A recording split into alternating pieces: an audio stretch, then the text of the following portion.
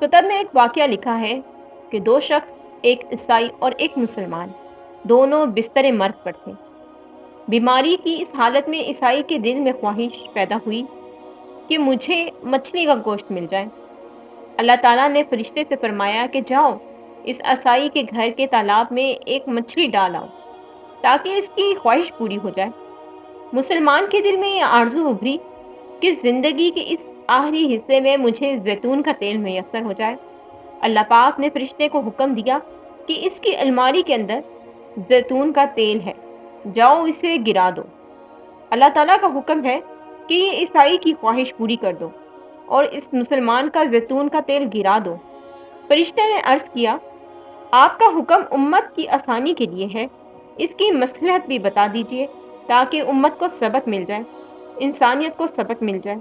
اللہ رب العزت نے فرمایا، وہ جو عیسائی ہے دنیا کے لحاظ سے اس کی ایک نیکی باقی ہے، میں چاہتا ہوں کہ اس کی اس نیکی کا بدلہ بھی دنیا کے اندر ہی دے دوں، اور جب وہ میرے پاس آئے تو اس کے لیے سوائے جہنم کے اور کچھ نہ ہو۔